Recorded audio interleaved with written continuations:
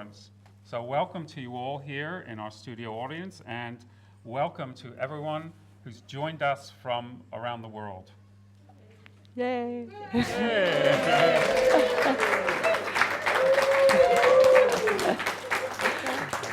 So my name's Naresh Giangrande. I'll be presenting, one of the presenters here this afternoon. And I'm Filipa Pimentel. And then we also have, if you'd like to introduce yourselves. We are taking care of the social media here, and this is Isa from Brazil, and I'm Tanya from Denmark.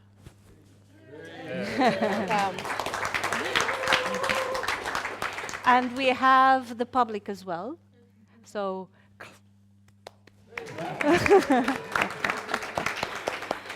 so in fact, we are here in Devon, and in this wonderful conference of Transition Network, around 350 people of several nationalities.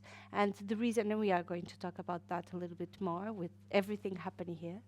But what is the intention is that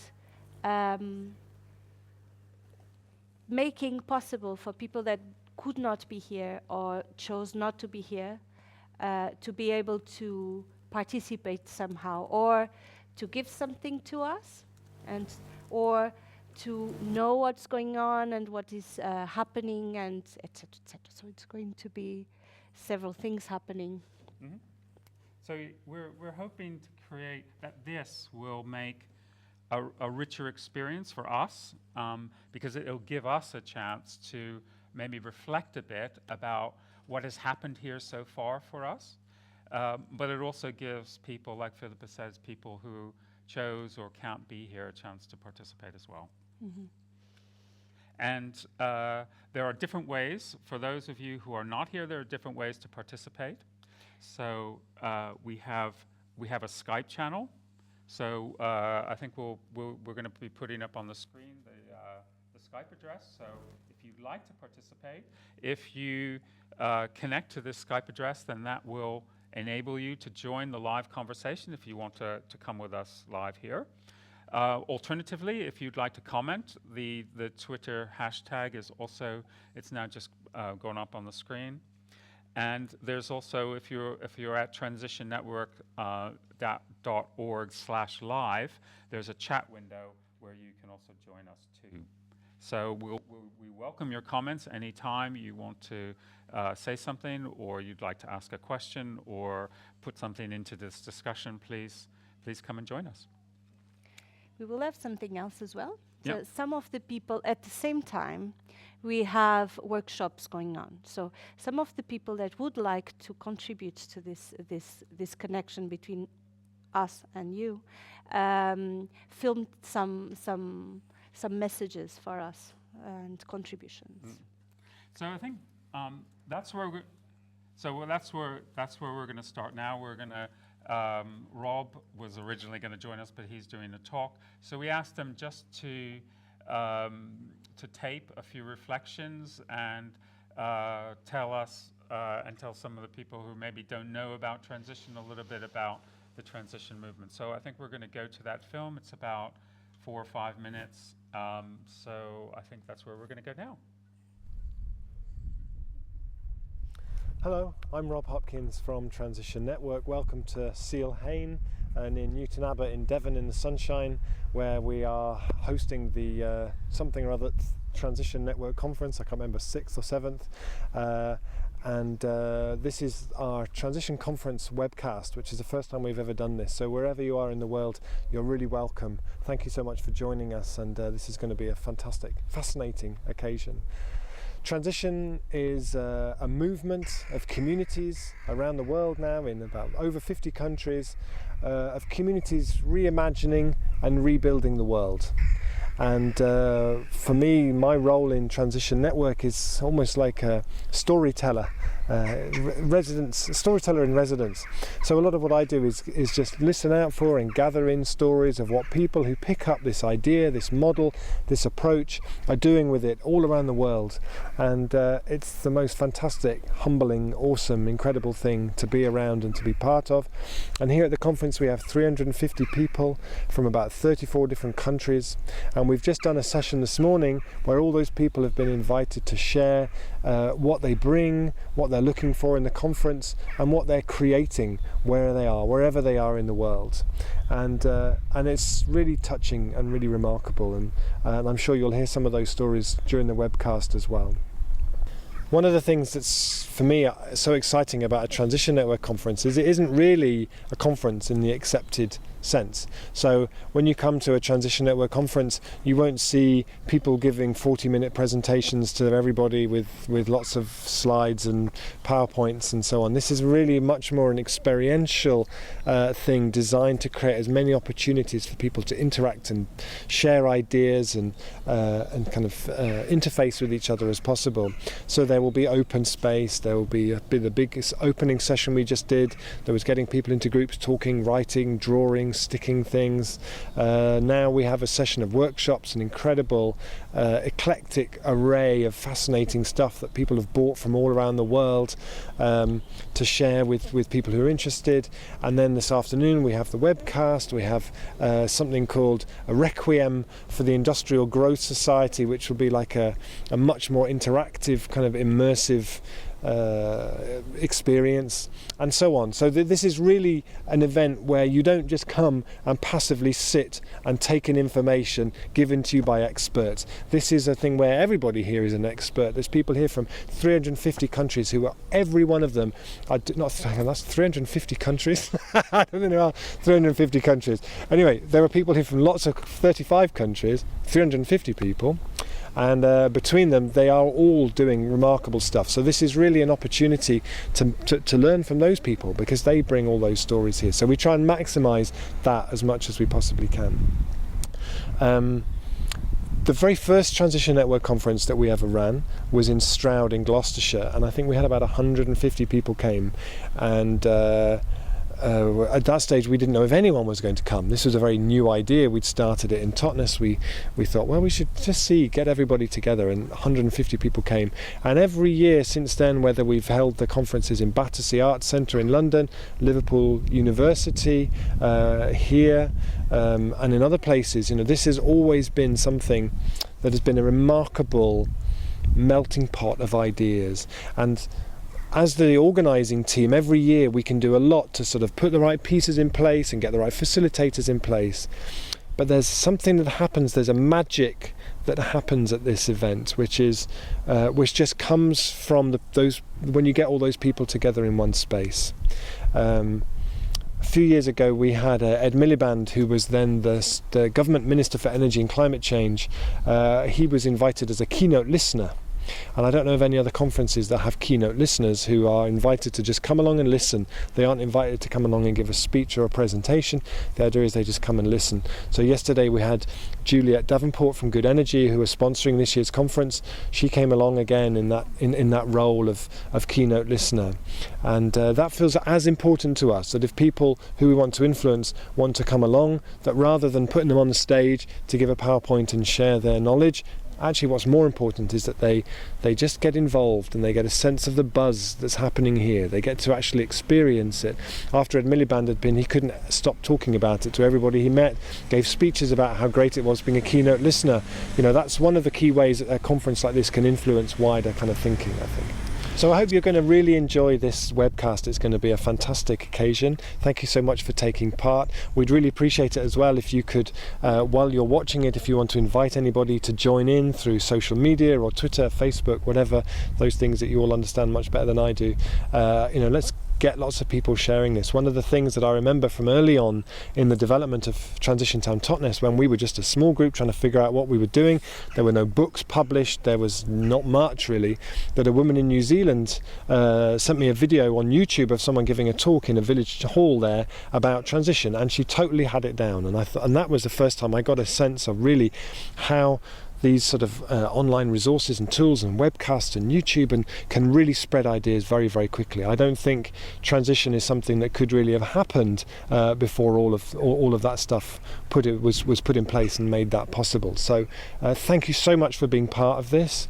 Thank you so much for sharing what's happening here. Thank you for staying at home and reducing the carbon emissions and not flying here to be here in person. And I really hope that actually you're able to share some of the buzz, some of the excitement, some of the anticipation that's building here, and that you'll find this webcast really, really enjoyable and a nourishing experience. Thank you so much. Enjoy.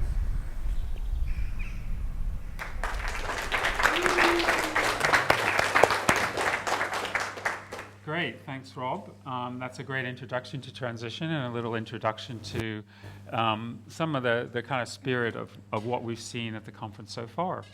So we're going to now have our first guest here, who is Sarah McAdams. She's part of Transition Network. And Sarah, you've been doing a project with a group in Transition Network looking at how we tell the transition story. So how we frame it, how we create the story, how we create a clear and consistent narrative of what this thing is about, what transition is, and how to communicate it. So welcome, and tell us about the story. Well, I've just come straight from a workshop that actually Rob Hopkins and I were doing next door to where we are now, where we were exploring the Transition Story project with a group of about 50 people came together. So we were looking at this question of how do you engage people in transition who don't know what it is, what is the best, most skillful way to get people interested, and then, just as importantly, to inspire them to act. And we were exploring what people's experience of that is around the world. There was representation from a number of different countries in that workshop. I've just come from it, so I'm still slightly reeling from the experience, and I haven't yet digested everything that we did and we talked about. But certainly one of the things that we were sort of sharing with the group was the work and the thinking that Transition Network has been doing. So when Rob talked a bit at the workshop about when Transition Network started, when transition started, it was framed very clearly as a response to peak oil and climate change, because that was how it had started, first of all in Kinsale in Ireland and then in Totnes, people coming together, learning together about climate change and the threats of climate change and peak oil, and thinking together with their neighbours, what are we going to do about this in this place? So it was a response. And that certainly has been the way we talked about it traditionally. And Transition Network, since then, transition has spread virally to many different places. It's shifted, it's grown, it's deepened. And we've become aware that actually people tell that story in very different ways in different places. And some of that, the sort of significance of the driver around peak oil, for example, doesn't necessarily work well in some places. It doesn't resonate with people there. It isn't what motivates them to act. So Transition Network has been doing a piece of work at looking at, well, let's gather in those experiences about how to tell the story, and what might we do differently. So one of the things that we were talking about this afternoon was, what might it be to, instead of framing our story as a response to something, what might it be like to frame it as a movement in its own right? You know, a positive action that doesn't need to be in response. It's got so much to offer that it doesn't need to be a response to something. And to be going straight to stories that are about caring and connection, about care for ourselves as individuals, for each other within a community, and care for the living world. And in a way, we were sort of we were discussing. You'll have to tell me to shut up when I need to shut up, Naresh, because I could talk about this a lot. We were discussing the fact that actually that there's something about that can free up the discussion, that can engage people better, that stops that if you start with global problems, for some people they can shut down, their defences come up. But we also were discussing, well, what we don't want to do is lose the fact that there is that motivation. There is a reason to be doing this, and it's an important global reason. Okay. So in a way, that's what we were discussing. So can I break in there? Yes, you can. And just throw that out to folks here. I'm sure everyone in this room has given talks, has talked to people about, what is this thing called transition? Why do you need to do it? It's a response to peak oil and climate change, or is it something about we're creating caring communities where we're looking after each other and looking after ourselves and our communities and the earth in which we live on? So, any response to that? What do people feel? Raise your hand if you want to contribute or have something you want to say. Yes. Hold on. Can I get the microphone? Hello. I was just wondering, do you see... First of all, can you say your name and where you're from? Hello, my name's Alan. I live near Totnes, so I'm well familiar with the transition concept and the way it's grown. But just curious if you see an end point when you'll think transition will be irrelevant. Is it something you're aiming for? An end point where we see transition is? Where you see a goal to be aiming for. A goal. Okay. Do you have any response to that? Or Philippa? I mean, the way we've always framed, I think transition has always been framed is as an experiment. While we have sort of visions of a better future, which we know, we can feel is possible because actually we can see steps that take us in a positive direction. The idea that there's a really clear end point, for me, that doesn't really compute. It doesn't work for me.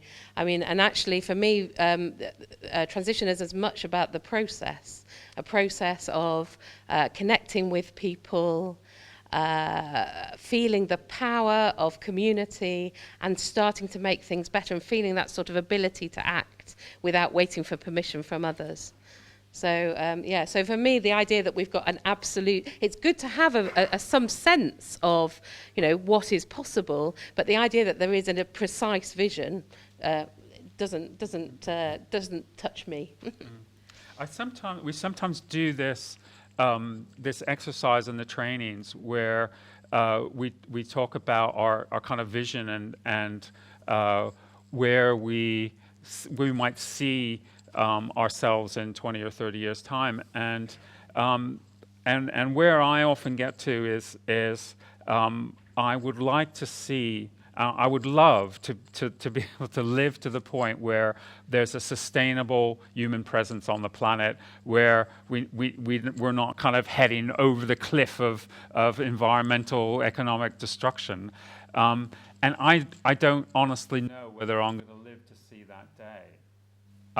But I hope that's where that's my kind of, if you want my vision, that's where I see myself, or I hope to see us going, and that's what has inspired me to do this thing called transition. And I have my daughter here in the room, and I often think about her and her sister and what kind of world I'm handing on to them. For me, for example, what really inspires me is connection. So I always have this vision of connection between people and nature and all that. Does anybody else like to come in on this at this point? And yes, Peter up in the. You can just pass it along the row, maybe. So, thanks. Tell us who you are. Sure. My name's Peter. I come from Frome, which is a couple of hours away from here in a market town in England.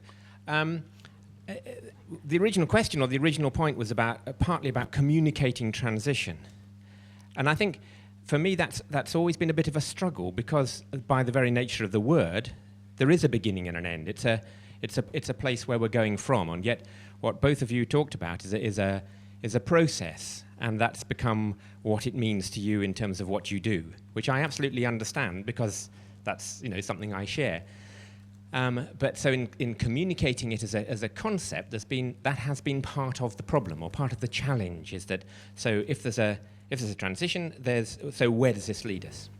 And then perhaps this is a slightly side issue, but you'd already picked up, Naresh, on I think on peak oil, and that's also been a real challenge for me as that's become less of an issue in a way. I mean, peak oil, so that means that oil's going to run out and get massively more expensive.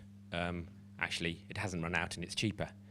So there's a real issue. Now, I mean, I know it's going to and it will, but putting that across in terms of this journey has been a struggle within communicating transition. Great. Thank you. I would just like to remind something just came to me. There are a lot of people that are listening that are not first language English, so just to remind that. Thank you. Was there another comment? Yes, over here.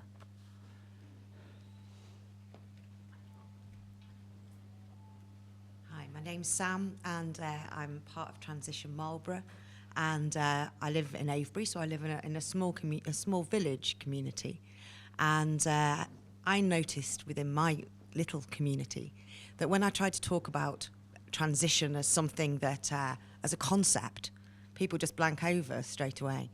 And when I talk about it as something much more specific, so one of the projects we've been talking about recently has been looking at a community energy project and how it's going to affect a shift in their bills, how it's going to affect their finance, their money, their experience of making friends with their neighbours.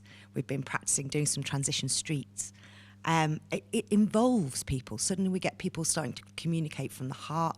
It no longer is a conceptual, it becomes real. And then transition, it's an easy thing to start to communicate because people feel involved, they feel connected.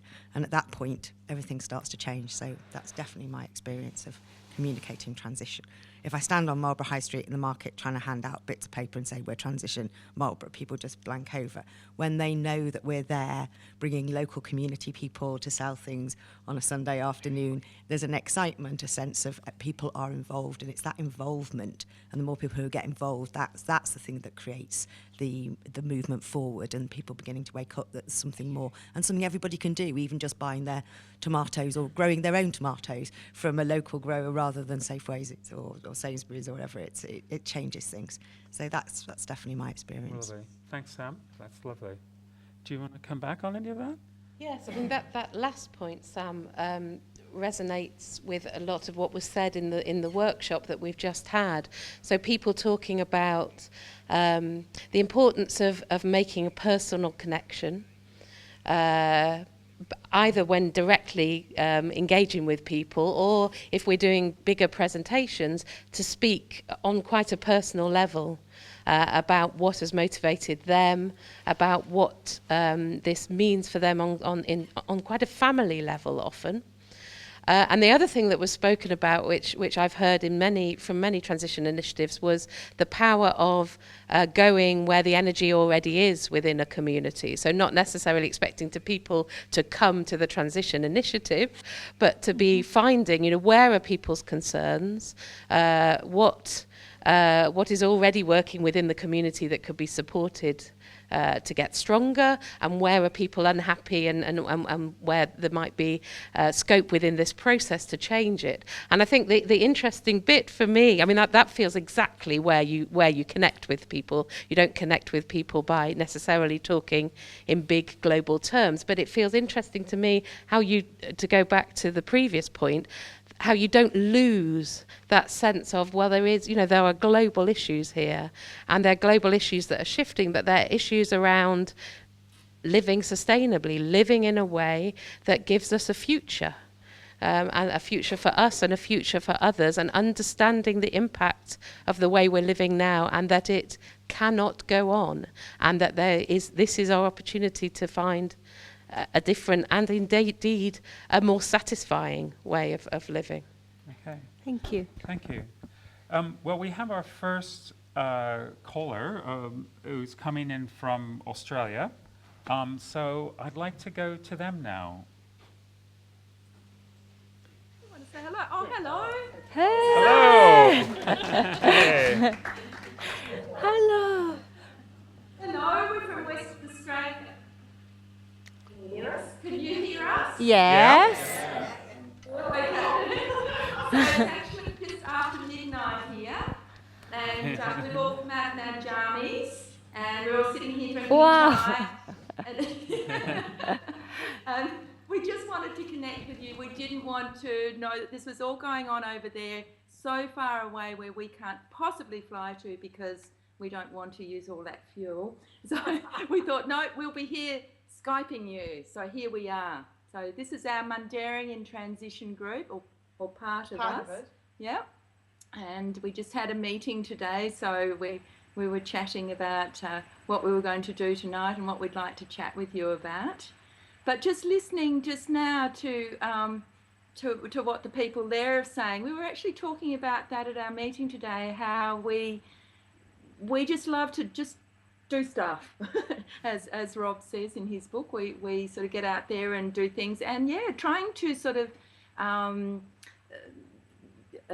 speak about transition in a way that it's just sort of in our heads, isn't the way that we get across to people. We do all sorts of practical things. We have little workshops, we have movie nights, we have market stalls, all sorts of lovely things. What else do we do, guys? Go to people's gardens. Go to people's gardens and help people grow veggies and stuff. Yeah. And try to connect all the other groups in our community that don't even know their transition, but they're living it. So make sure they all know about each other. Yeah.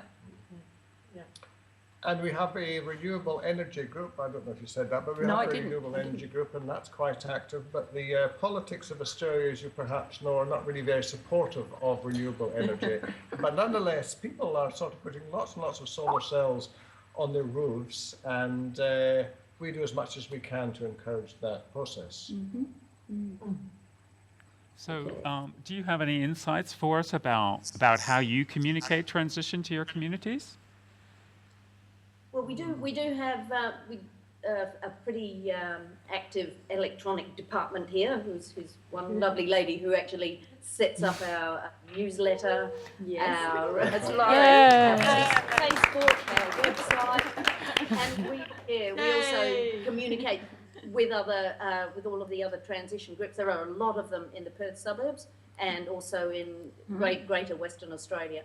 So we all publicise each other's initiatives, but we have our market stall and talk to people who come past. We try and have a feature every month, and we tell people what we're doing and what other people in transition are doing. It's moving on. Yeah, it's just facing people and talking to them. Yeah. Yes. Great. Yes, we have regular movie nights as well that we try to get people to come along to. Transition type movies. Yep. Yeah. Oh, So and we- transition tea.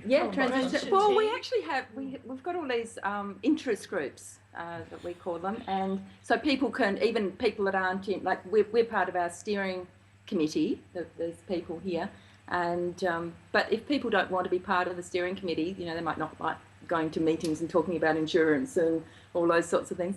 But they do other sorts of things, like if they want to do the gardening and helping other people gardening, or they just want to get together and socialise. So we have transition tea every week, every Wednesday morning. So just anybody can come along. We have it at a local sort of garden cafe, and people come and talk about all things transition and share with each other and connect and network, which is really nice. We have a voluntary simplicity group, which is really great. We're doing all sorts of lovely things in there. We've been talking about food and all the sort of intricacies of how to make,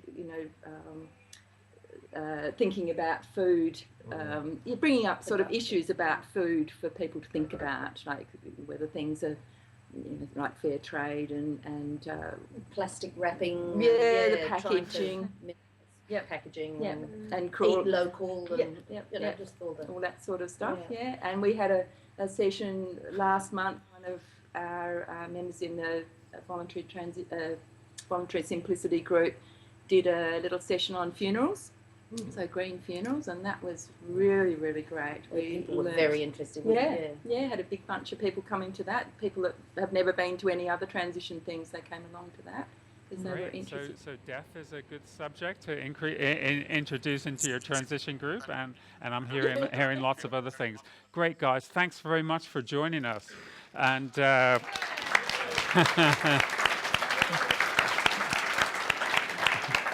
so have a nice nightcap, and I hope you sleep well tonight. And I think we're going to go to social media. What's coming in on our Twitter stream or the chat window? It's actually brilliant. There's such a diversity. I mean, there's of course lots from places that is already represented here. There's like from Sweden, there's Pelle and Janne, and there's from Austria, Franz. And there's the States, we will have Martini, Lisa and Beth and a lot of others, Rita, and Yongo from Kenya. There's so many nice people, and actually they're helping each other out on our chat here. So if somebody has a question, they start helping each other and answering it. It's really perfect. So how can I start transition my place, for example, and then so it's wonderful to see, and they're engaging so much. Actually, half of those watching is also active on the chat here, so that's great. Thank you. Thank you. So now we have Fiona Ward from Transition Network, and she has been central to this project Reconomy that we are going to talk about now. And you have been, there was a workshop today, and there was the Skills Day as well. So what can you tell us about what happened? Yeah, the Skills Day, we had about 30 different people attending, mostly from overseas, which was just bringing a wonderful richness to the experiences and the sharing of what's happening in the different places. Which is just wonderful and really one of the most exciting things, I think, this sense that we're all doing things locally and it might not feel like an awful lot. You know, there might be an enterprise here or a enterprise there or some investment happening over there or something, but actually when you look at it together, we all get so energized and excited by what's happening, and that we all want to see a change. And although the contexts are very different in each of the countries, there's a lot of common themes that come through, and I think that can be summarized as it's a crisis that's going on, more so in some countries than others, as you're well aware in Portugal. But it's a time of great opportunity, and everywhere there are things bubbling up and things happening and people being inspired and excited. So that's really come through both from the one-day session and from the short session that we just had.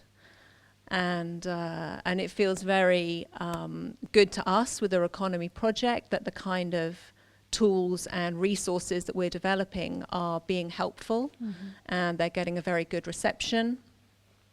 And I think what we're finding is that people are either drawn towards starting a new enterprise perhaps, and there's a lot of food enterprises that come out of transition groups and energy enterprises, but lots of other things as well.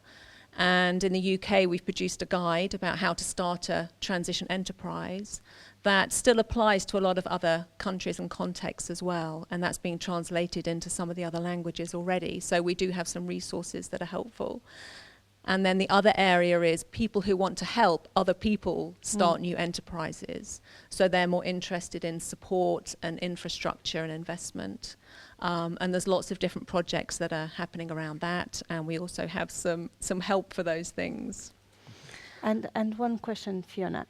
The fact that you have all these people coming from all over the world to talk about Reconomy, is there something that you find striking about differences in culture, in economic situation? Do you have something to share with us about that? Yeah, I think there's both big things and little things. Some of the big things are the bigger context, like in Italy, the influence of organized crime is something that comes up in their economic challenges. In Mexico, it's around drug cartels and, you know, these different economic influences that we don't suffer here in Totnes.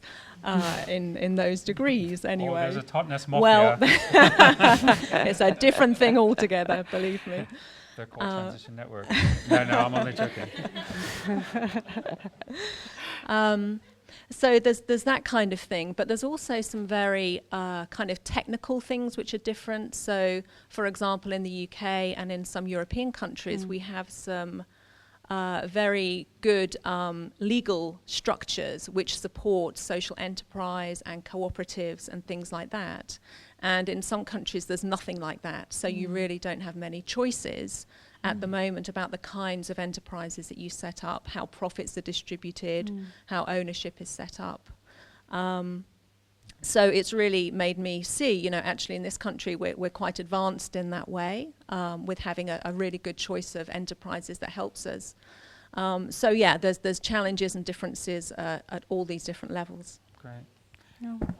Any comments? Any questions that are coming up for people? So here we have this project that is attempting to repurpose the business environment to create the sort of world that we want to live in. What do you see in your place? What do you see as happening in the world?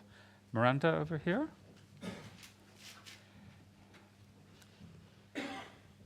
Hi, I'm Miranda from Wandsworth in London. I'm not sure. What I was interested in is how Reconomy, or if Reconomy has anything for, say, Greece, who has had the collapse, economic collapse. Is there, for one thing, is there any sort of transition in Greece? But also, is that something that what's your viewpoint on a country in that state and what they can do at this stage to rebuild, I suppose? So there are transition projects in Greece. We are going to we're going to look at transition in post-crash economies, and I think Greece probably qualifies as in that sort of space. So we have some folks, Jay's here, and some other folks that are going to talk about that. So maybe we'll kind of hold that question. Is that okay? Okay. Hi, I'm Marissa from the U.S. I was in the workshop that Fiona led yesterday and just really appreciated seeing what's happening around the world. It made me feel like I'm not the only one doing this in my country, and especially I met a member of the Italian Parliament who his party is dedicating half of their salaries towards community investment, and was at the Reconomy workshop to see what types of models they should be looking at. And I was so grateful for the support and the resources that Transition Network has put together that he can be using and that we can be using in the U.S. So, thanks. Great, thank you. Can go I ahead, just mention, please. because there was a question that came in about, I mentioned a link and I'm referencing guides. And if you go to reconomy.org, which is a Reconomy website separate to the Transition Network website, but linked off it, reconomy.org, you can download all these guides and documents and reports and things that I've been mentioning. Okay, we have something coming in on social media. Actually, George from Greece here, and he says that if you go in on transition.gr for Greece, transition.gr, then you will actually be able to see what's happening in transition in Greece. So, for the audience, for the question. Wonderful, great. Thank you. I was reading through some of the feedback from the last conference we had, which was 3 years ago. And one of the comments that came in was somebody was very disappointed about how anti-business that the sort of tone of the conference was. And I was just wondering, do you see a change in, you've been involved in transition for a long time now. Do you see a change in how people involved in this transition space are viewing business and capitalism? Maybe do you think Reconomy is helping to change people's mindset around that and perhaps create a more kind of positive engagement rather than business bad, community good kind of thing? Yeah, I think so. I think I meet a lot less resistance than I used to. And I think partly it is that we've been trying to articulate better when we're talking about Reconomy and talking about these new kinds of transition enterprises and the new economic system, what we mean by that. And we're not talking about greenwashing, any of that kind of stuff, that we're really looking at a very deep fundamental transformation, a values-led transformation of our economy and how it works.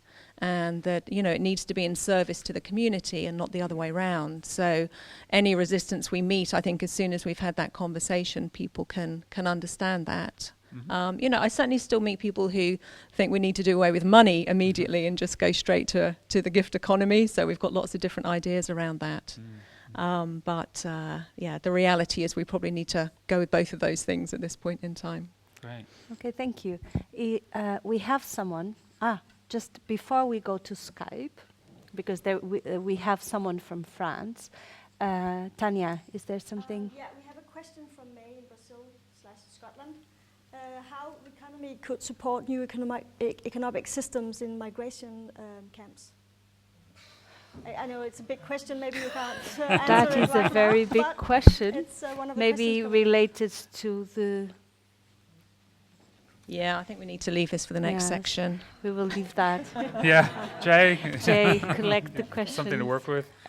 Okay. Great. Let's go. Is it Blaise in France? Blaise in France. Okay, let's go to Blaise in France. Bonjour. Ça va? We cannot hear. We're not hearing you.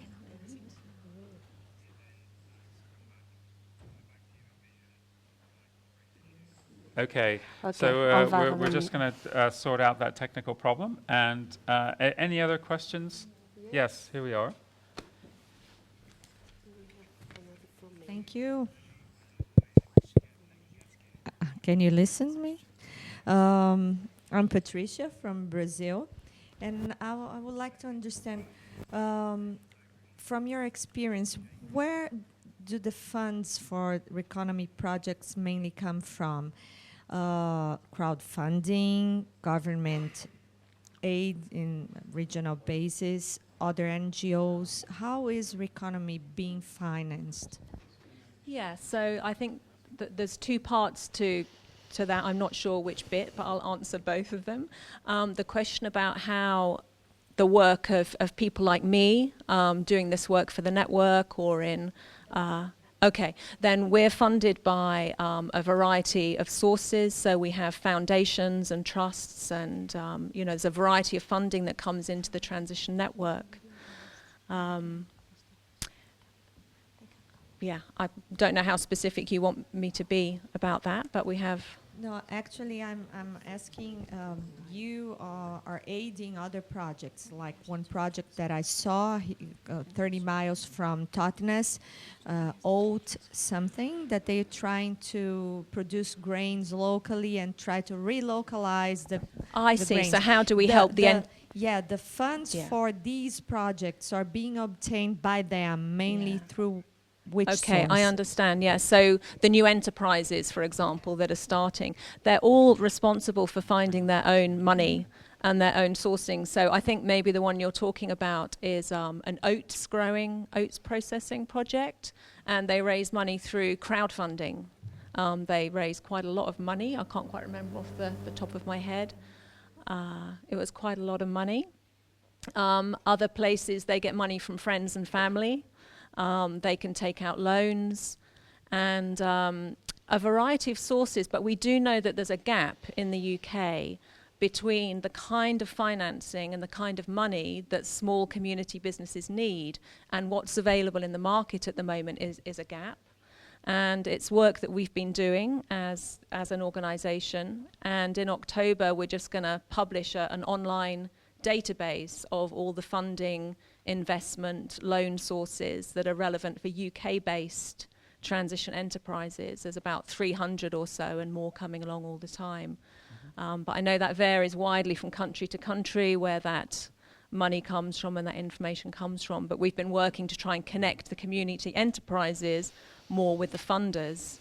And there's a challenge about whether they're ready to approach the funders, if they're investment ready, all those kinds of questions are there as well. So it's something we're continuing to explore. And something that's been developed is this local economic forum where that can start to connect people who don't just need money, but also maybe need expertise and other resources? Yeah, exactly. So the local entrepreneur forum that Jay, who's coming on in a bit, could tell you a lot more about, as it's really his baby.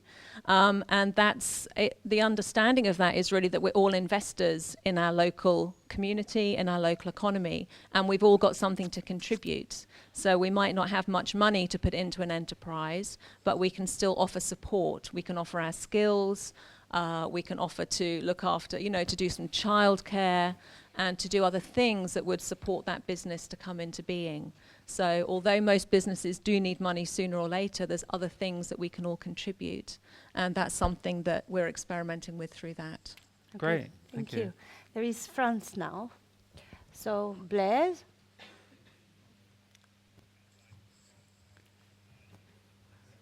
Okay, donc he lost his internet connection. Yes. Don't. Yes. James. Great. Well, thank you, Fiona. Thanks for coming in and talking to us about Reconomy. My pleasure. I'm enjoying the transition chat show. Very good. Thank you. Great. So, welcome, James Priest. We wanted you to come in here and talk to us about what 21st century organizations look like, because I think you've got some ideas and you've been working with people, us at Transition Network and other people in that kind of space. So what does a 21st century organization look like, and how do you do it? Okay. In 5 minutes. 5 minutes, great question. Well, I think the first thing to recognize is that for a variety of reasons, we're moving into a situation where we see far greater complexity, maybe than we anticipated, but also through technology and the way that we're interacting with our environments and the feedback that we receive from that, we're entering much more complexity. And so the question is, how do you navigate that effectively? And it's just not possible to do that utilizing the old skills and approaches that we have. So what was interesting, that one of the topics in a workshop here this afternoon was looking at, under stress, how most of us tend to revert back to our habitual strategies and ways of dealing with things. So it's not that we actually optimize more, we become less effective.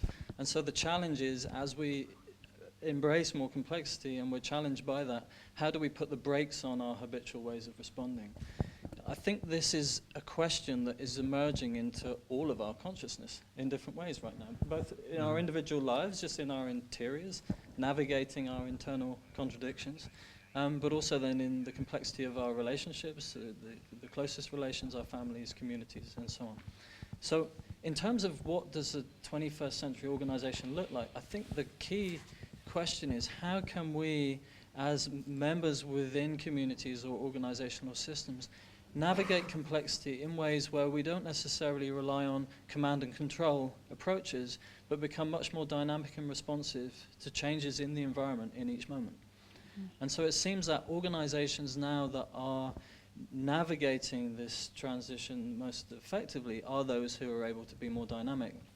And those that are really focusing on how do we optimize the flow of information, like the collective intelligence that emerges through individual people within the system, in order to flow that information to the places where it can most serve us, so that we can optimize more how we respond.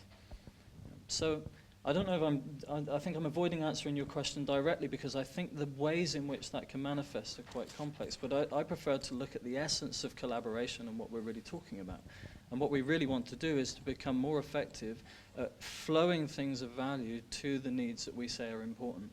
And if we scale that to a global context, and we include the environment within that as well, and all other living systems, then how do we navigate our own evolution and our interactions in ways where we're open to the feedback coming from the whole system, so that every time we get a pushback, we can stop and really assess what are the needs here that are perhaps not being met most effectively, and how do we access the intelligence from the whole system, human and non-human, in ways where we can really listen, take that feedback and apply it to how we adapt and pivot.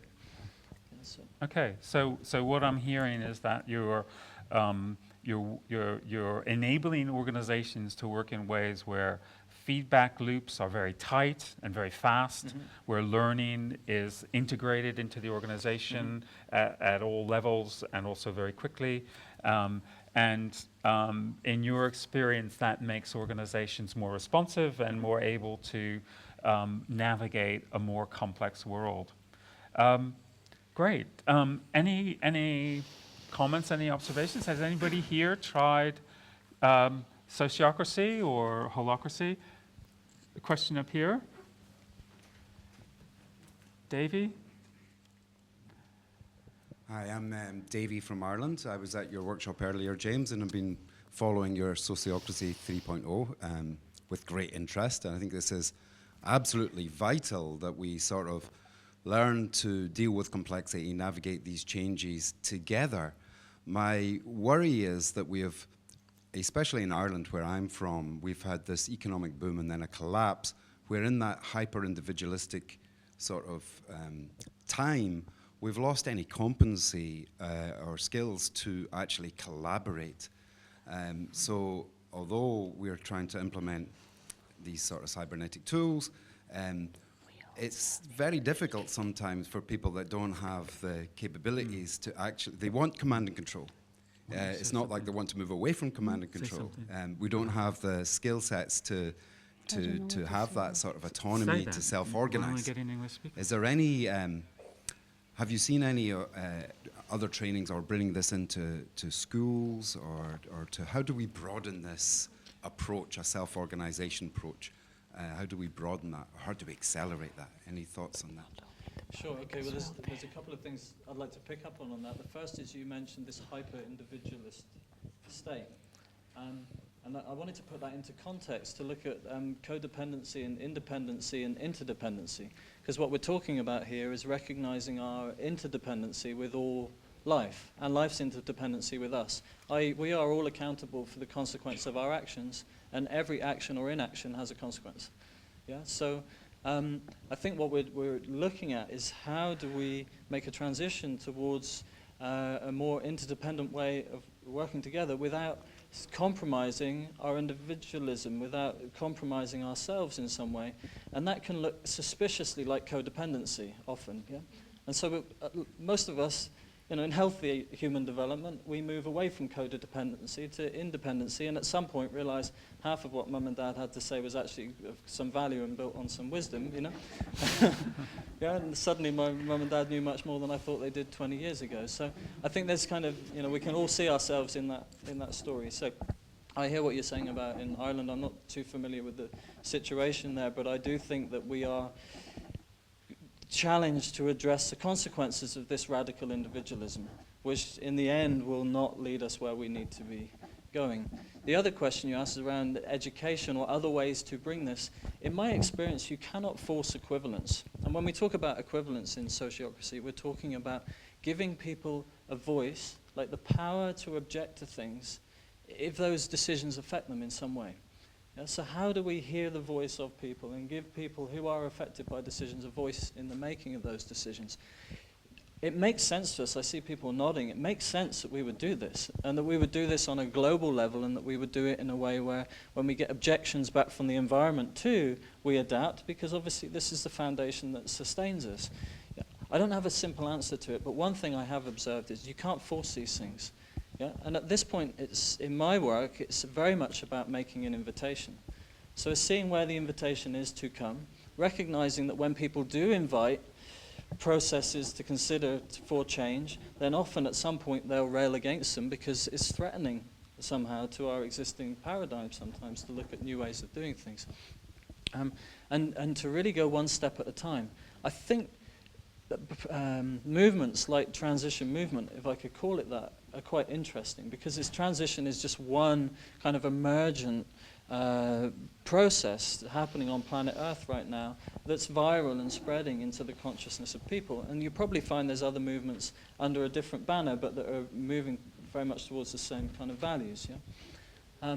So what I observe happening over the last 15 years of working in this area is these grassroots emergencies No? And where I find I'm most invited is into those smaller places, the pioneering organizations, the communities, sometimes just the individuals. And I worked 10 years with young people in holistic education, and the same thing, just sowing those seeds of transformation. And these seeds are taking root. You know, in the last decade, there's been an enormous transition, we could say. And far more people conscious of these topics now, far more people feeling the burn and the consequences of these decisions that we've been making. The consequence of poor governance decisions from the past, yeah, and now we're paying the price. You know, so we're getting the feedback. So I'm quite hopeful. I mean, I don't think there's any guarantees about what the future looks like. I definitely think we're all accountable, and I don't think there's any guarantee, but I certainly see that we have the potential. And I don't think it's going to come from some small group of people mandating a change process and enforcing it on everybody else. I think it's going to come from more and more people feeling that tension, more and more people asking, okay, if not this, then what? And then taking the next step to access some of the many great tools and processes we're seeing emerging into the consciousness of humanity right now. Okay, thank you, James. In fact, you answered a question that I really wanted to hear, because I really, when I first discovered sociocracy and consent and all that, I really thought it was a transformative way of thinking. And I was going to ask you, do you see the change in that will to learn more about that? So I know now that there is a lot of people looking for that, right? Sure. Yeah. I was reassured just last week at the International Permaculture Conference in London and in the workshop today as well, just asking the question, who here is familiar with sociocracy? And there's 75% of the room are raising their hand. So 10 years ago, nobody I met knew what sociocracy was. Very good, thank you. I have something to say. Please. I have something to say.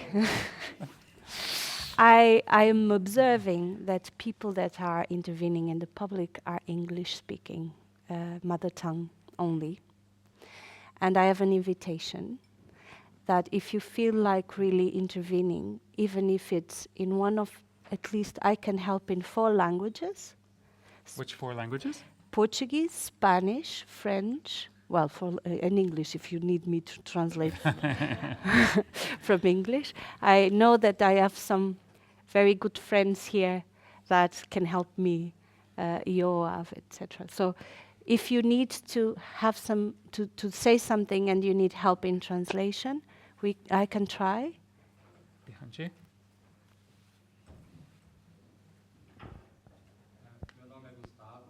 Olá, Gustavo. A minha pergunta é a seguinte, se fala muito desse movimento de transição, só que a gente não pode abandonar o sistema antigo e as empresas, elas não sei se elas se adequam ao novo sistema, né, que a transição irá levar, e como que essas empresas, elas não podendo, né, se moldar nesse sistema, como que elas farão? Elas simplesmente teriam que deixar de existir ou para se criar novos tipos de empresas? Como que seria isso? Porque para mim eu vejo assim que criando novo tipo de empresas nesse novo modelo, as outras se tornariam obsoletas, não teriam como conviver com esse novo sistema. Então minha pergunta é saber como é que faria isso? As empresas teriam que sair porque é complicado. I can. Okay, good. I will not translate every word. So if I understood well, this is a strong question about we are living in a system that is very strong and it's very rooted. And we are creating new enterprises with different essence and how you work. So there is that connection between companies that are created different in this old system. But as far as I understood, is what do you do about the old companies, the companies that are functioning in the old system? So you create a tension there. So what do you do? Do you just what is the solution? Is to let them die? You see, how do you manage this kind of tension between the new system, the old system, or, you know? So, is it okay? Great question. Yeah. Yeah. So, I don't think there's a straightforward answer to that. For me, I come back We're going to need to keep it quite short, sure. I think. Okay, this is my need to challenge, go on. keeping Yeah, it short. keeping it short.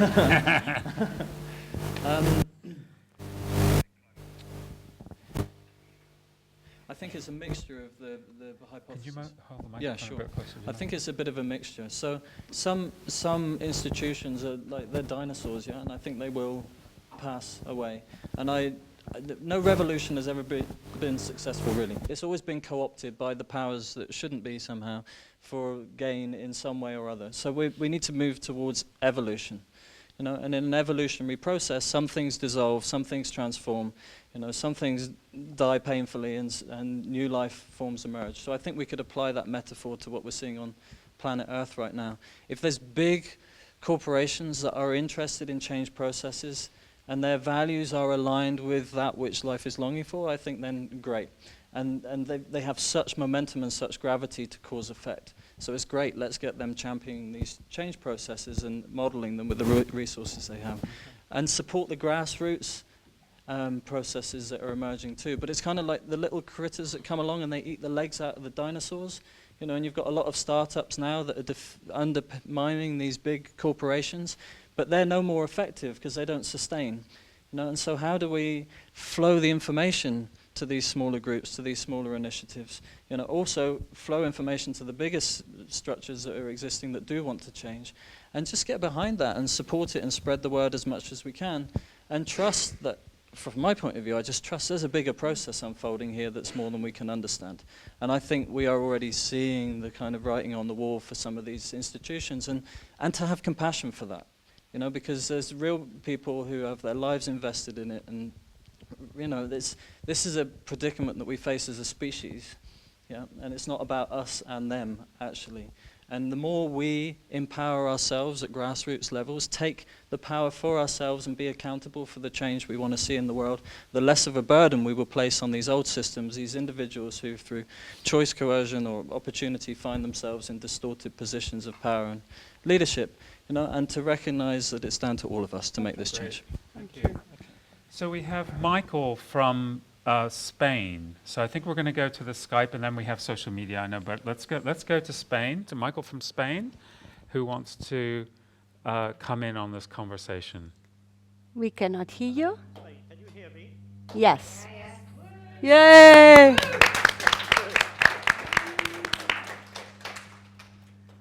Well, what concerns me, and is what driving my driving force now, is about valuing nature differently. We mentioned the word economy. Economy, in its original Greek meaning of the word, was to manage the household. There was no mention of money in those days, in that reference. Now, to me, and to lots of people that I know, the household means the planet as well, our Mother Earth. And so I've been working on an education program for some time. I should mention that there's a strong transition town movement here in Andalusia as well, Time Bank and so on and so forth. But I've been working on a strong educational program. Some of you may have heard of End Ecocide. Some of you may have already heard of establishing the legal rights of nature in the European Parliament. Both these initiatives are ongoing. Yes. But what I would like to see is how the transition movement can encourage a fundamental shift. Because if not, we're facing the sixth great extinction, our own. It's got that edge to it. In my 80 years of life, I've seen the world's population double in size. Since 1970, 47%, yes, 47% of the ocean's fish have disappeared. We cannot go on as a civilization like this. So I would like to see the Transition Town movement taking a strong bite at shifting awareness in that area How do you feel about that? Okay. Does anybody any comments about whether transition should take a stronger stand about loss of biodiversity and ecocide? Anybody have any comments about that? Yes.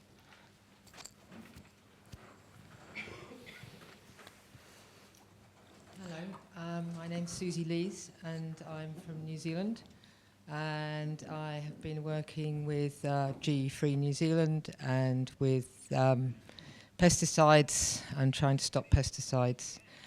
And I totally agree with the last speaker. It's wonderful to see somebody come up with that, because I believe that transition towns need to be part of an umbrella group around the world, which is trying to focus on these things for our own protection of our food security and the health of our soils in the future.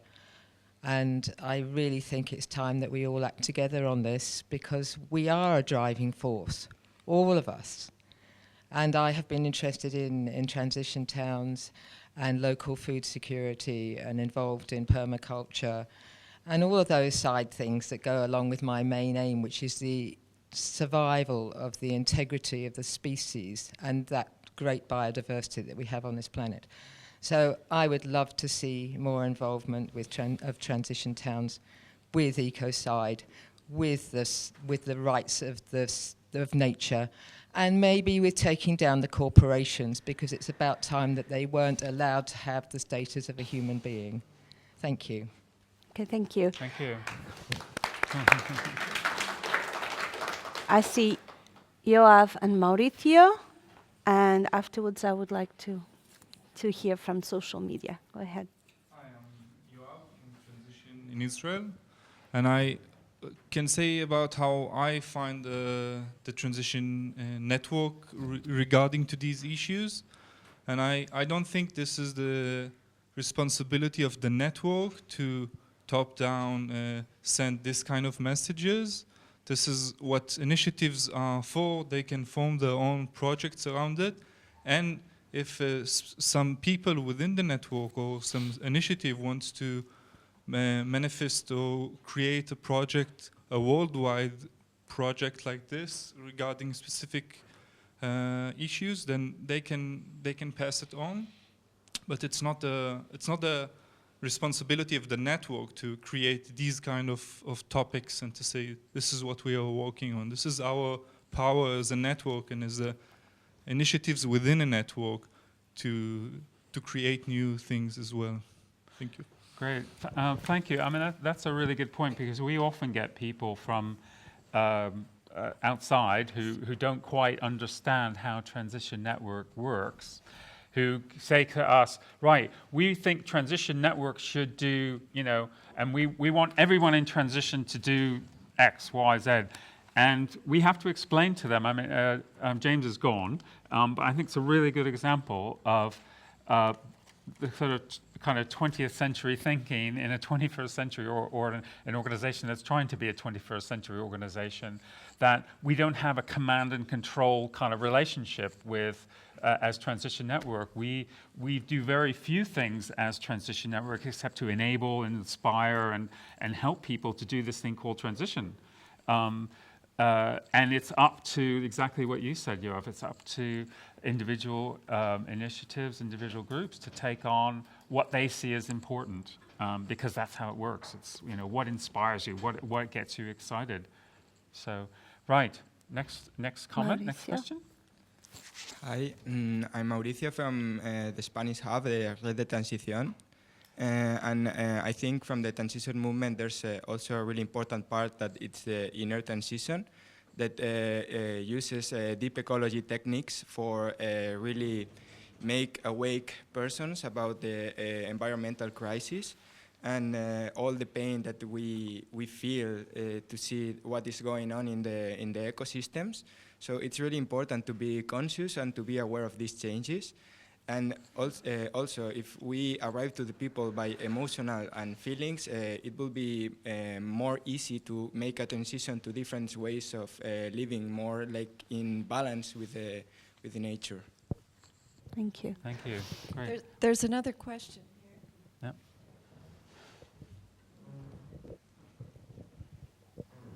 Hello, I'm Andrea from Colombia. I also just wanted to respond, just to say something about diversity inside the transition movement, because I think, and the way that I sort of tell my own story about transition and what I found most inspiring and powerful is that, okay, we're people that are ready to change and really want to. So there's a lot of interest in changing, holding hands and doing it together.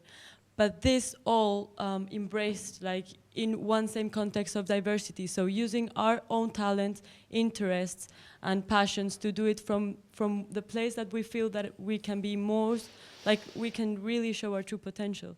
So even if it's environment, if it's art, if it's education, spirituality, whatever it is just hold together, keep strong, and be more interested in staying together than in being separate. And that, for me, one of the most important reasons why I keep leaning in and taking risks in order to co-create a more sustainable humanity together with people. Thank you. We need to go to... Yeah, go ahead. Bring it in. Tanya, tell us all about it. Well, there's been so much reaction to the Reconomy and to the Sociocracy, and people are just helping themselves, chatting amongst each other, and there are questions like, now all the white male have been in power for so long, how can we teach them to help empowering women? It's like questions like that coming up as well, which is really strong. And they are tweeting about Rob's new book about 21 Tales of Transition. So how many active people, and we really want to say thank you for participating like this. Yay.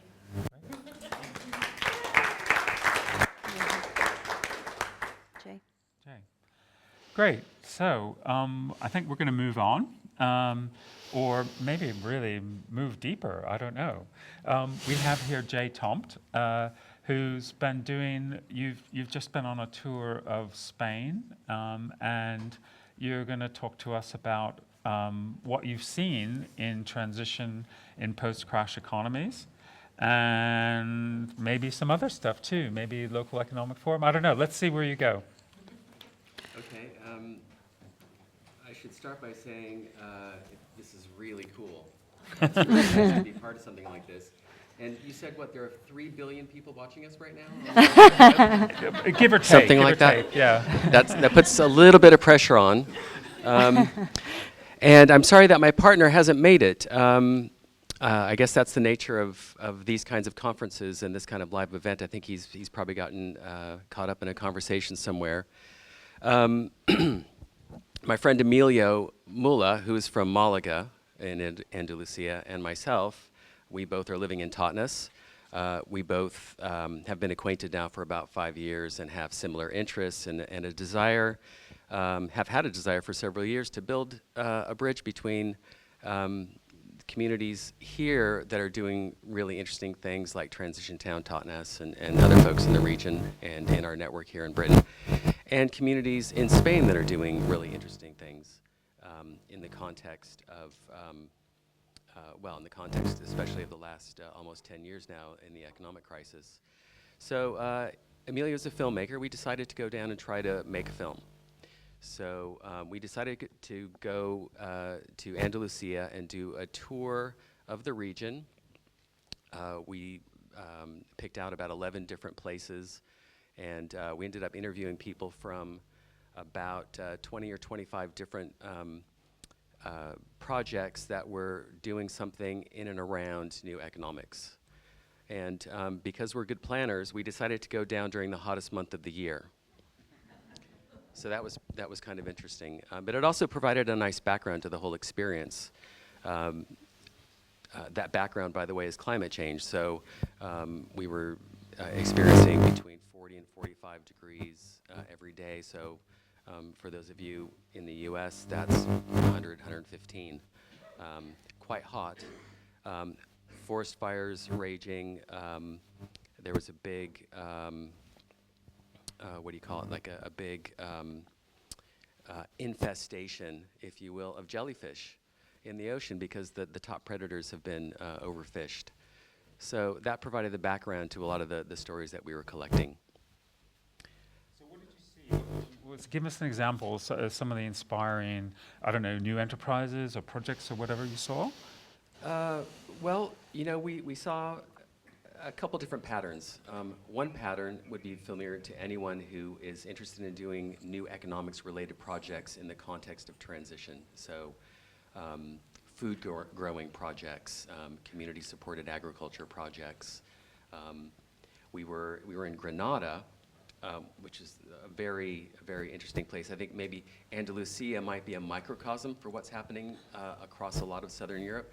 Granada seems to be kind of a microcosm for what's happening, I think, in Andalusia. The transition group there started a social enterprise to raise hens and produce eggs, and they created kind of an egg CSA with about 15, 20 members. And the stories that we heard about that experience are the same kinds of stories we hear from social entrepreneurs trying to do things here, and from transition groups who are trying to get involved in business, many of whom for the first time. So they're like, oh my God, I had to spend so much time writing a business plan, what's that? And then I had to learn about legal models. So maybe this is where some of these Reconomy guides can help in the end. A lot of other things that you'd be familiar with. Something that's quite innovative, I think, is something called Cooperativa Integral. So this is something that is quite well established in Barcelona. And Cooperativa Integral Catalan is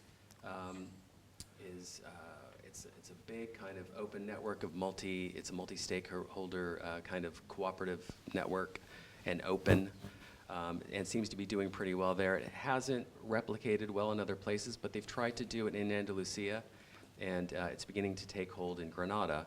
And one of the projects we visited there was the multi-taller, which is the sort of the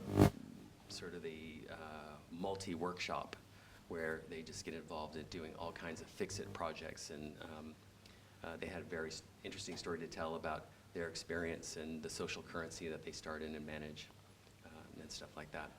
Okay, so you see quite a similarity in some ways between what's happening here and what's happening there, in that business literacy is often a barrier for people to get involved. Oh, new microphone. Go for it. Wow. Testing. Yeah. Yeah. No, we'll assume it's working unless they tell us otherwise. Go ahead. So yeah. So business literacy. That's one of the big barriers for people to really get involved, or.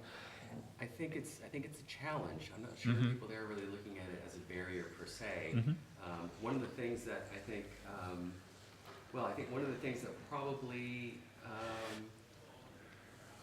is the source of inspiration for a lot of people who are looking at what's happening in Spain with the new political reality that's unfolding there, the new politics, is I would call it maybe the rise of the new citizen. So in transition, oftentimes we say, well, we're not political, or there's a debate amongst initiatives about what's political, what's not, how far can we go, what do we get involved with, oh, we're not that kind of an organization, we're this kind, we're doing this kind of project, we're doing that kind of project, and so on.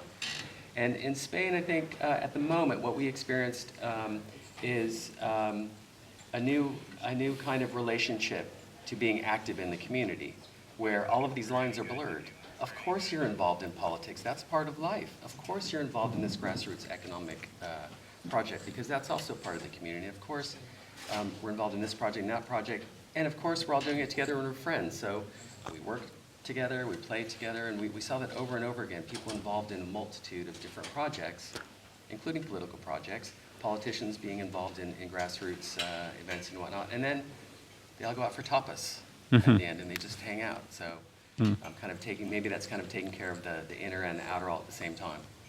Okay. Any questions or comments here in the studio about what's been happening in Spain or anything else? Yes. Hi, I'm Mike. I work for a transition network. I'm just interested in the relationship between the state and groups and citizens, because if you take a look at Syriza and the situation in Greece, where they had a referendum to leave the, to effectively leave the euro in order to deal with the economic crisis there, which was then overruled by the government, really. And I'm quite interested in how this new form of citizenship can develop, and how what the role of the state is in that, because it can be in some respects it can be quite supportive, and in other situations it can be actually quite oppositional. And just what your thoughts and what the because obviously with Podemos in Spain and other people being voted into prominent positions who are probably more supportive. So just what you've been hearing on the ground, I'd be quite interested in how that interlinks with transition. Well, a brief word about Greece. I'm not an expert by any means. I've recently met somebody who has been consulting with the government, the past government in Greece. And there was a lot of work around creating, how would I put it, sort of a commons-producing kind of cooperation between government and community entities. So not public-private per se, but sort of public-cooperative kinds of cooperation. So kind of a third way. You can find some really good articles about this on the internet, and I think that is very interesting because it potentially puts community groups, that kind of model puts community groups in a position of slightly greater power, slightly greater responsibility, and having a little bit more control over the destiny of the evolution of the social reality. I think in Spain, what we experienced is that at the moment, I think there's a lot of political uncertainty because the old parties are in power at the national level, and we can't expect people who hold power to want to give it up easily. So I think there are all kinds of things manifesting in various legislation and regulations and things like that happening on the ground. But what is happening at the local level and the regional level is that the 15M movement has evolved from the plazas to the neighborhoods and now into the parties. And they've just had local and regional elections across Spain. And we hear a lot about Podemos as a national party, but a lot of these local and regional elections were contested and in many cases won by broader platform grassroots parties that would include members of Podemos, but also of ECO and other parties. So for example, Vamos Granada, Participa in Seville, Ganemos in Malaga, and of course you probably have heard about what's happened in Madrid and Barcelona. So that's provided, I think, some interesting new challenges for activists who suddenly have been thrust into positions of political power in the system and having to deal with the influences of those existing power structures and how to behave in a Shark Tank, basically. Thank you. Okay. I see that there are two people. There is Sebastián, there is Mauricio. Come on, guys, decide.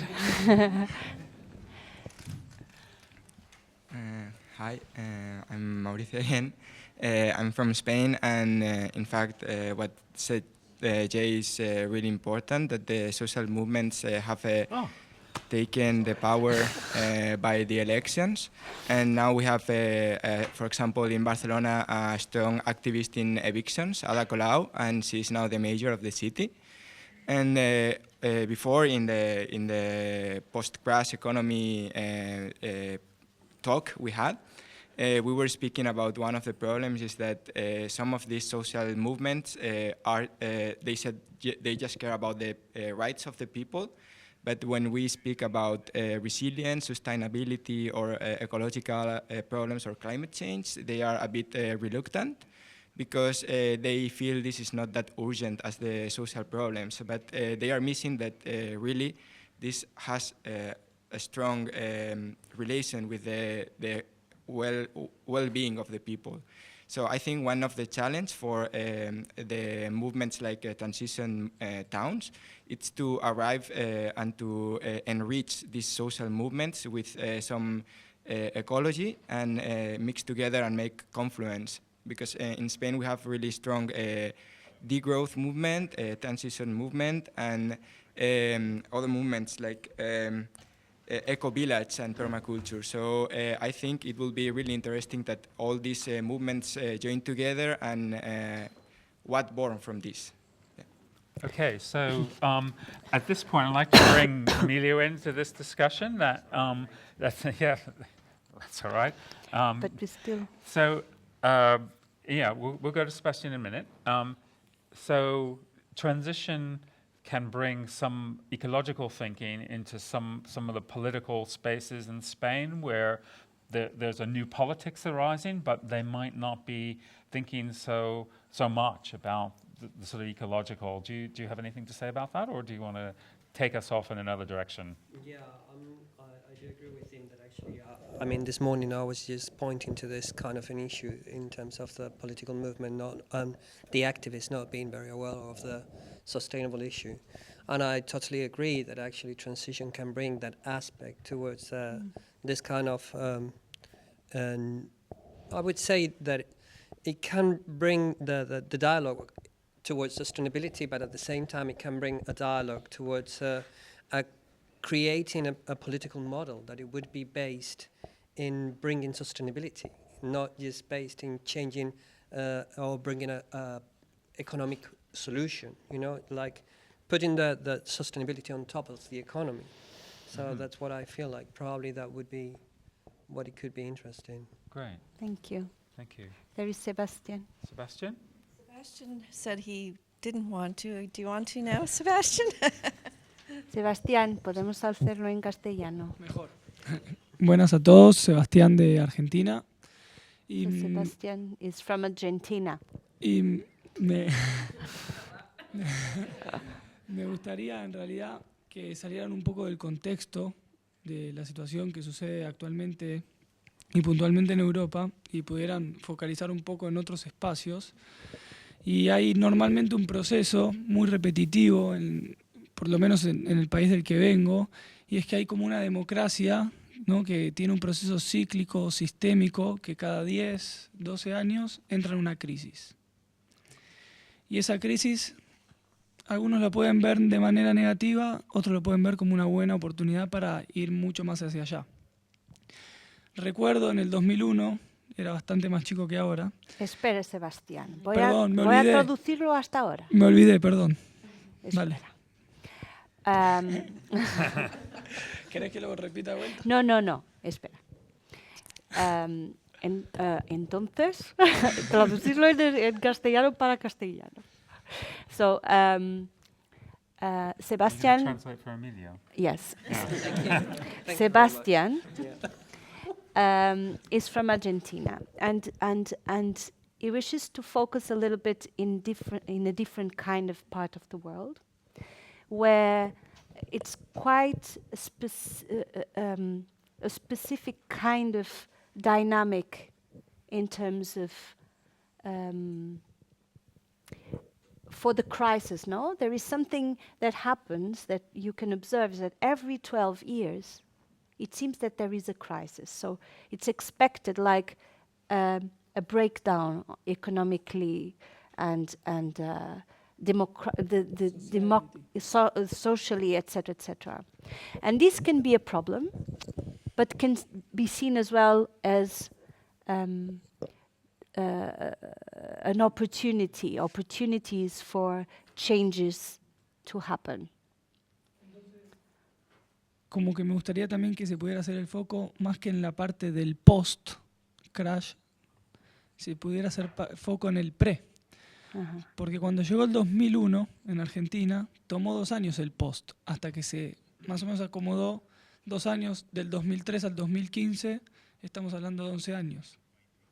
Estamos en tiempo, o sea, ya está maduro, está en el aire. En Argentina uno va y se siente en el aire la energía de eso. Entonces estamos ahora en el punto, diría yo, acá, y ahora es cuando debería empezar este proceso. que puede ser positivo para crear economías alternativas, como sucedió hace 12 años atrás, para crear procesos sociales con otra fuerza, o todo lo contrario. So there is a will from Sebastian. That is, instead of just focusing in the post crash, is it a cycle that we focus in the before that happens to prepare things to happen in a way and to prepare for those opportunities to start, right? So this is something that you are calling for. So that we start thinking about these kind of things. We have someone on Skype waiting. Yeah. It's Franz in Austria.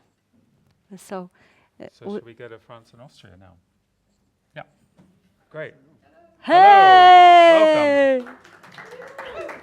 Welcome. Yeah. Franz Narada from I Vienna. cannot hear you. Okay. Franz Narada from Vienna? Yes. Okay. Co-founded Transition Austria and Global Villages Network. I was told that I should be very short. But I think it's very interesting that also this online part turns to be out a big success because so many people are watching and interested. But there are two things that I want to say. The one thing is there is a new issue for the transition movement which has not been fully recognized yet. And that is something that's new for Europe, the migration, which puts us in touch with the real misery of the world.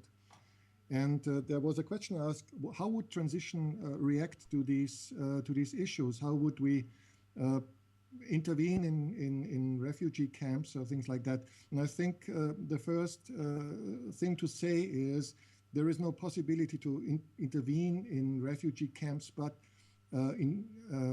other than turning it into a refugee town by treating people like citizens and not just as dependent entities.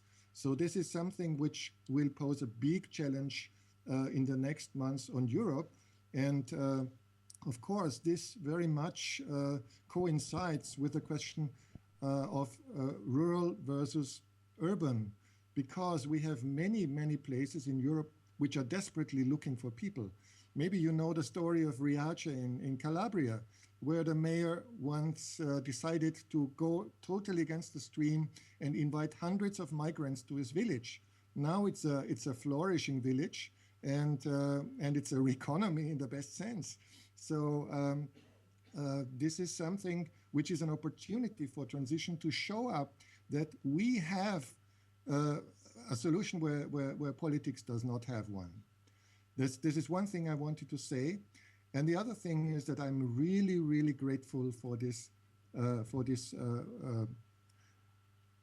reach out of this transition conference, because it marks the beginning of something which might be very important for the definition of locality. I think transition basically has one core vision that was not mentioned yet. It means that we can bring the local to an unprecedented renaissance. Okay, thank you, Franz. We have a response now from Philippa, who's going to talk a little bit about what some transition initiatives are doing around this crisis and migration of movement of people. So I have just an example, and as I have that example, I imagine that a lot is happening on the ground in other places. In Brussels, one of the initiatives in Brussels is having a very, very active role in the immigrants. So all kinds of things, giving comfort and organization of all what is needed and so on. So it's happening. It's happening. There are several initiatives worrying about that and thinking how to integrate and so on. So it's happening already. I have a lot of hope. I'll be curious to, Sarah has a comment, but I'll be curious to see what, because it's something that I've certainly been thinking about the last weeks and months as there's just a continual stream of media and you know all the media wants to talk about is the migration crisis. You know, how do we respond? What any other comments that anybody else want to come in on this point? Because I think it's a really good one. Sarah? I just wanted to say, I think people have really felt this issue as they've travelled to the conference. It feels one of the things that's really heavy here, really present here. People had difficult journeys, and because of the closing of borders and the restrictions around borders.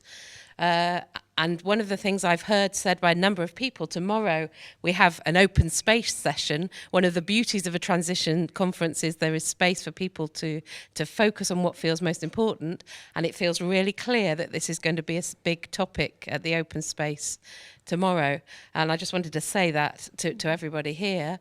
And for me, one of the interesting things about what's happening in this is that the politicians, as I think possibly always, are lagging behind. So that sense of actually the human response, which is to care and to actually want to reach out, is coming first, and the politicians are caught unawares by the fact that there is that response, and actually find themselves slightly at sea as I know this is not the case in every country, and it's looking different, but that's certainly in a number of places that's been the experience of people reaching out to other people and shifting things in a way the politicians were not expecting. Okay. We have a couple of films that we made earlier, and we could cut into at this point in the broadcast. However, this feels like a hot topic. If we want to stay with it, if there's anything else people want to say, then I'm happy to stay with it. Otherwise, we can go on to social media and films. Anyone else want to come in? Yes, at the back.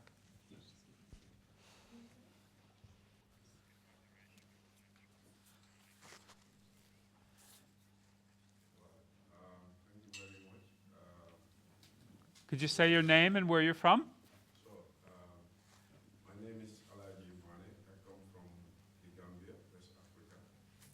I'm very delighted to be part of this network. And I would love to thank you for the wonderful job you are doing. We are also engaged in transitions in the Gambia. But one thing about transition which I understand is law. I think you can only make transition to something that you love. And of course, it has to start within yourself. Anybody who wants to make changes have to come within yourself. And this will, of course, start from you as an individual, and then it can manifest in your appearance to the communities which you engage, and this can influence other people around the community. And of course, communities can also influence politicians and local authorities. And this is what has been happening in the Gambia. This has led us to achieve some achievements. Right now, the Gambia. So if I could just reiterate that. So you're saying that the change has to come from within individuals, and from there it ripples out into the wider social context and into politics. So sorry, we have a bit of a problem with the microphone. That's why I'm trying to repeat your question. We have a problem. Oh, we have a problem. The batteries have gone. Is there there's another microphone we can get up? Can we move this microphone? Give that microphone. Could you take that microphone up to? No, take the. Oh, you've done it. Okay. Carry on. Would you mind? Could we start that again? Apologies, but we did lose you there. Sorry. Sorry about that. Yeah, my name is Alaji Mane. I come from West Africa, the Gambia. As I was saying, we happened to influence the government, and the government really said within 2 years they are plastic free in the Gambia, so we are not importing any plastic, and also no more GMO seeds, which is really a good step that transitions can bring. But I really agree what the gentleman said. Networks always have limitations to people's choices. This is why it's very important to love your community and yourself so that you can make transitions. In regards to sustainability, I don't often like to say sustainability so much because I believe in our context, the world will always save itself in a way that the world knew that human beings are the oldest species. That will really be a challenge to her. And it has always been going on transition seasonally to try to defend itself. But what I think is we as humans, we are going to be the failures. We are the people who will fail if we don't really try to find ways that are really gonna regenerate good societies and good productive diversity ecosystems, which we can all enjoy as species. And this is why I really want to be involved and feel engaged with conscious people like this network and other networks around the world to create alternative ways for people to feel safe and feel really love within societies that are really based on truth from their hearts. Thank you very much. Thank you. What a wonderful.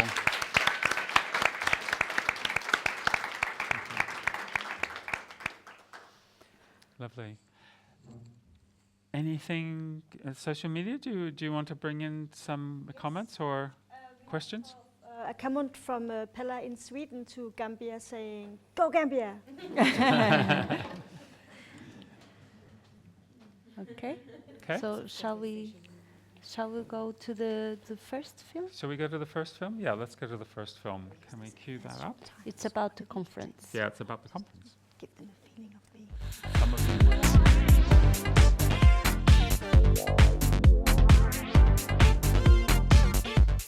I think transition for me has been inspiring and powerful because it has an open door. For me, it's like a common sense, something more logical, something to redefine the way we are living. Partly it was this remarkable movement of people really making an impact on what we're going to do to create a viable and living future. Transition changed my life. Do you know when you get to a point of your life that you say, I don't know what I want to do anymore? Then when I get in touch with the movement, I said, oh, it's this. I want to do this because this is going to make sense for my life. And then I began my own group at home. What I really like about transition is it made me like hope, possibility of future, but without a lot of judgment. Simple things, simple steps. I think the main thing for me has been just meeting remarkable people doing impactful things and then coming here to an international conference and finding that all of these countries are doing impactful things with remarkable people. The only movement that meet my expectations and my values. Not long ago I asked my boss, now I'm working for a sustainability institute in Germany, and he said, yeah, wow, at the beginning your application was so strong also because of your involvement and your involvement in this transition movement. Getting us all together and then under one same umbrella. Our purpose is really transformation from the inside out. So it's very powerful that how transition can be the perfect platform to explore this area. But I think these seeds need a lot of time to sprout and to grow into something more visible. Now we have 17 initiatives, and we feel like we are linked with other people. The impact of the movement in my country is that we begin to connect and to say, oh, how are you doing this? And the exchange is amazing. It has made possible for different local governments to start to think, okay, if in England, for example, there's local governments involved in the transition movement, so we can do it too. Nobody was speaking about resilience or transition. These words were not on the table. And now what we see is that a lot of other organizations, institutions are taking the resilience and transition in their way of thinking. At this moment, it's really largely a matter of change of consciousness. When I first got together with people of transition, I realized that there's a whole, very much people around the world who are interested in changing, who know that there's urgency in what needs to be different right now as a society. And we're taking risks, and we're jumping off cliffs and holding hands to do it together. So I think this is the way to go, something from the modern, absurd way of living and doing things to something more logical and more something that makes sense. We are walking the same way. We are living changed moments right now. We're not going to live anymore how we were living in a few years ago. We have to create everything from new. Transition is an amazing movement.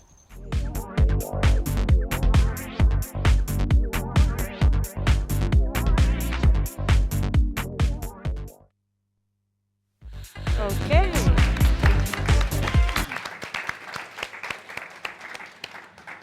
So, we only have a few more minutes, and then we're going to bring this webcast to a close.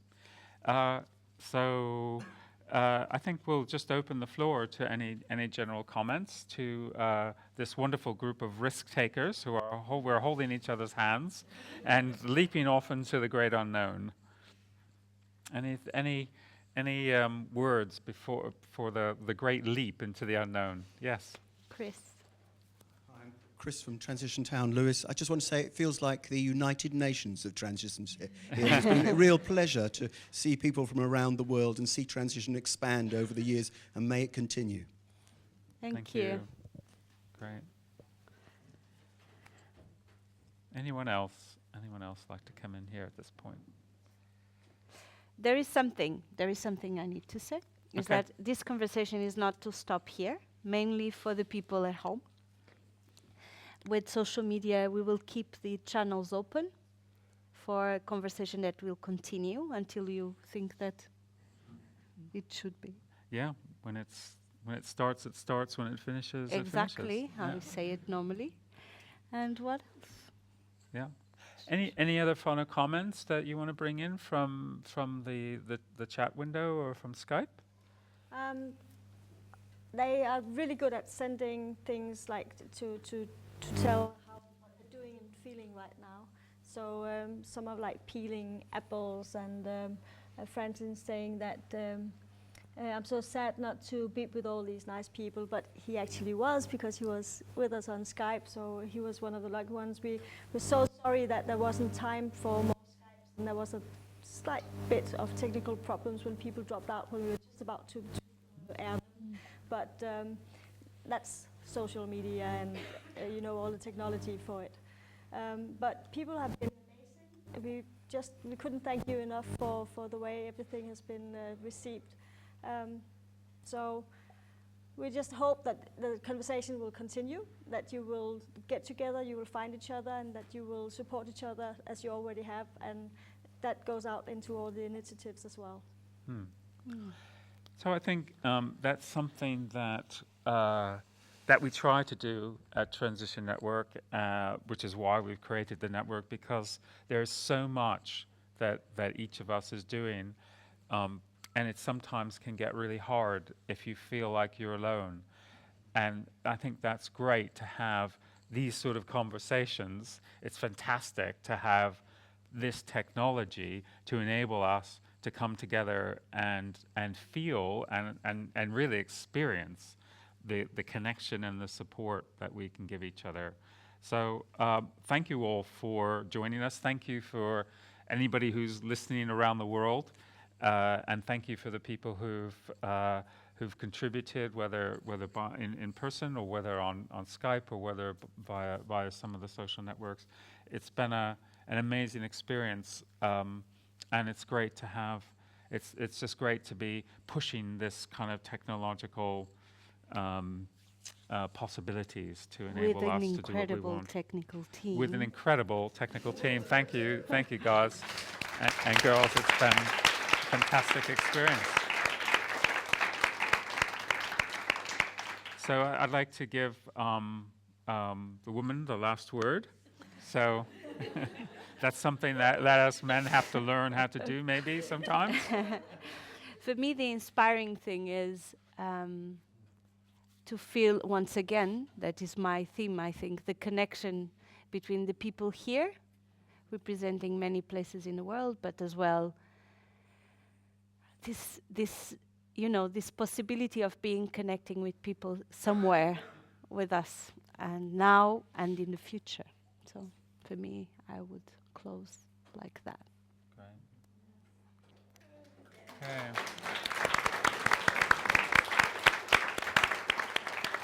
Yes, go ahead. The last request for the conference is that there will be more videos. So I think that actually sounds like a really good idea. More videos from the conference where people tell their story. That would be really nice. Okay. Okay. Great. Shall we say goodbye? Let's say goodbye. Good. Goodbye. Goodbye. Bye.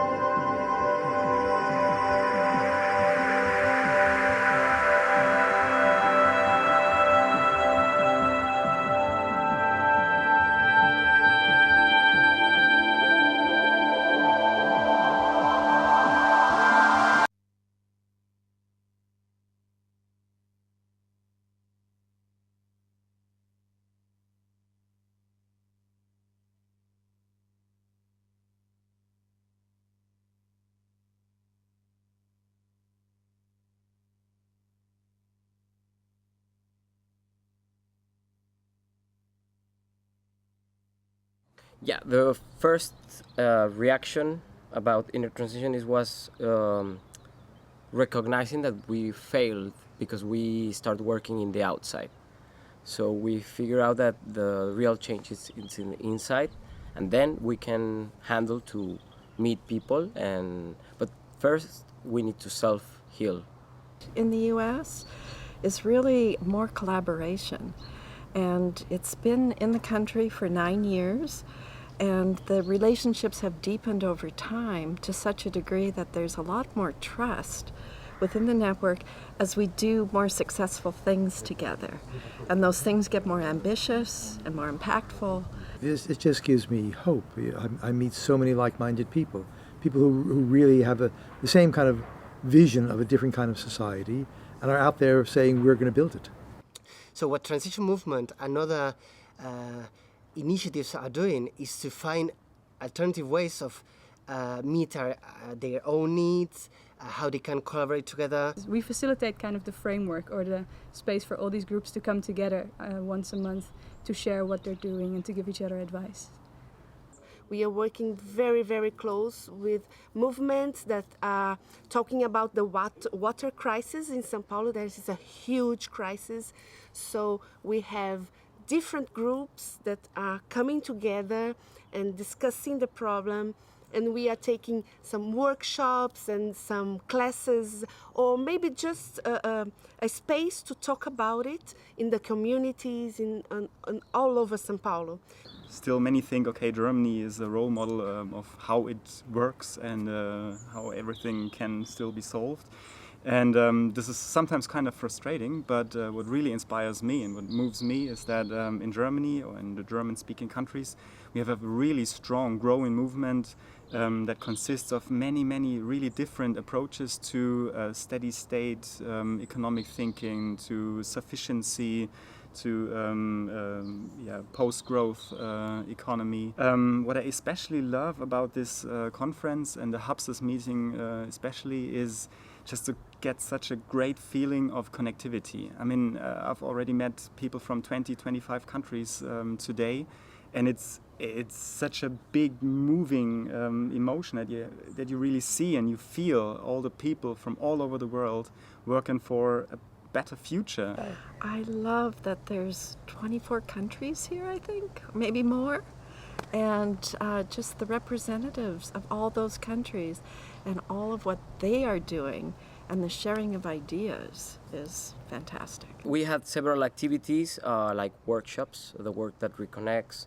also psychomagic, also the relationship between power plants for reaching our inner ghosts and self-healing ourselves. So we had a lot of workshops and events. There's a lot of despair in the people because there's a lot of people unemployed, etc. So I think local transition initiatives and also the work of the Transition Spain doing is to build a space of hope. And this is really, really very beautiful work.